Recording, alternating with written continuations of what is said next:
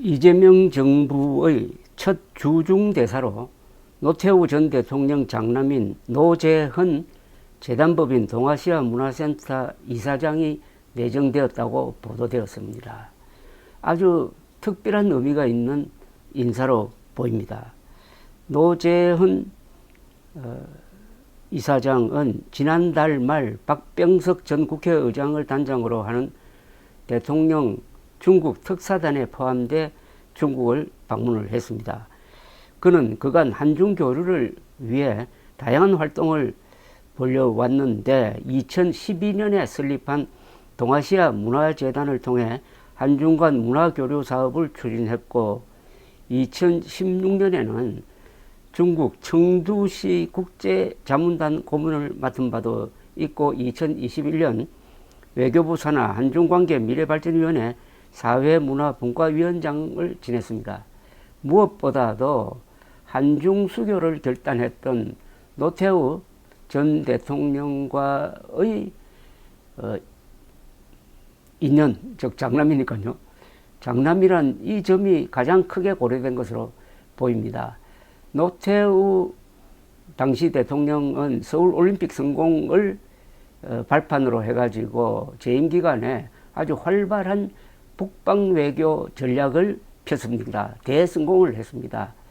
서울올림픽을 개최하면서 동구권, 소련, 중국과 접촉이 되고 그것을 그 네트워크를 확대해가지고 북방 외교를 하는데 마침 동구 공산권에 큰 변화가 일어나서 그것과 맞물려가지고 중국과도 수교하고 소련과도 수교하고 동구 공산권 국가와도 수교해가지고 한국인, 한국 기업의 활동 공간을 범세계적으로 넓힌 사람이 노태우 대통령이었습니다. 그 성과 중에서 가장 큰 것이 한중 수교죠. 그래서 중국이라는 새로운 뉴 프론티어를 갖게 되고 이게 오늘날 한국 경제의 든든한 그리고 다소 문제가 있는 버팀목 역할을 하고 있는 것입니다.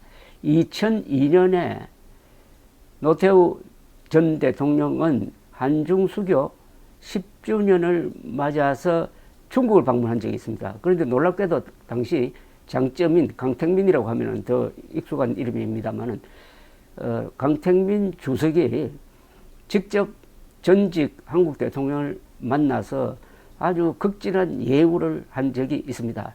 중국 사람들이 흔히 쓰는 말, 음수사원, 우물을 마시는 사람은 이 우물을 누가 팠는지를 생각해야 된다 하는 모습이었습니다.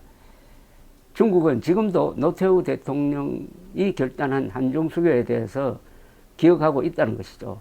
그런 인맥이 바로 노재헌 씨를 중국 대사로 임명하는 그 바탕에 깔려 있는 어떤 인간관계가 아닌가 하는 생각이 듭니다. 외교도 살벌하기만 한 게 아니라 특히 동양에서는 이 인간적인 관계가 매우 중시되고 있습니다.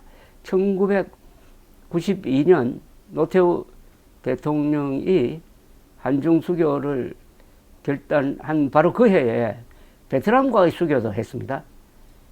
1992년이면 아직도 월남전의 기억이 생생할 때인데 그리하여 지금 베트남과 또 한국의 경제 밀착은 또 대단한 바가 있습니다. 이게 노태우 대통령의 여러 업적 중에서 꼭 꼽아야 되는데 이분이 5.18 특별법으로 감옥 생활을 한 것이 너무나 크게 드리워져 가지고 이분의 공을 좀 무시하는 경향이 있습니다. 이번 노재헌 씨의 주중대사 임명을 계기로 해가지고 노태우 대통령을 한번 재평가할 필요가 있지 않느냐 하는 생각도 듭니다. 중국이 왜 노태우 대통령에게 고맙게 생각하느냐 하면은 1989년 6월 중국에서 천안문 사태가 일어났습니다. 학생들이 시위를 해가지고 천안문을 점거하고 그걸 무력 진압하는 과정에서 많이 죽고 했습니다. 그때 등소평이 살아있을 때였습니다. 그래서 중국이 개혁 개방의 길로 나아가다가 중대한 장애물을 만났습니다. 이때 노태우 대통령이 당시 부시 대통령에게 중국에 대한 너무 강경한 정책은 좋지 않다는 그런 충고를 했다고 합니다. 그것도 중국 지도부가 아마 기억하고 있었을 것이라고 생각을 합니다. 중국과 한국의 관계는 한국과 미국의 관계, 한국과 일본의 관계와 연동돼 가지고 아주 델리케이트한 지금 상황에 처해 있습니다. 그러나 중국도 한국도 이사를 갈 수가 없습니다. 같이 붙어가지고 공존해왔고, 그래도 좋은 인연이 더 많죠. 특히 한국은 중국으로부터 한자도 받아들이고, 불교도 받아들이고, 유교도 받아들이고 해서 역사적 친선관계를 오래 유지를 했습니다. 신라가 당나라 힘을 빌려가지고 삼국 통일을 한 이후에 그 당나라를 나중에 내쫓았지만은 다시 친해져가지고 그 뒤 한 300년 동안 중국, 한국, 일본이 평화를 누리면서 고대사의 황금기를 열었던 적이 있습니다. 만약 한국 주도의 한반도 통일이 이루어지면은 그 뒤에는 러시아를 포함해가지고 중국, 한국, 일본이 싸울 필요가 없어지는 겁니다. 이런 거대한 전망을 내다보면서 중국과 한국은 같이 가야 합니다. 적대적으로 가면 양쪽 다 손해를 봅니다. 그러려면 우리가 우선 힘이 있어야 됩니다. 자각 노력을 하면서 요사이 이 극우 세력이 계속 반중 인종주의적 선동을 하고 있는데 이것도 제어하면서 한중 관계를 유지하는 데는 우선 신뢰가 있어야 되고 그 신뢰는 인간관계에서 비롯되는 것이고 그런 점에서 노재현 첫 이재명 정부 들어서 첫 주중대사 내정은 아주 이재명 대통령의 국익 중심의 실용 외교의 한 상징적 어떤 사안이 될 가능성이 있다는 점에서 주목하는 바입니다. 감사합니다.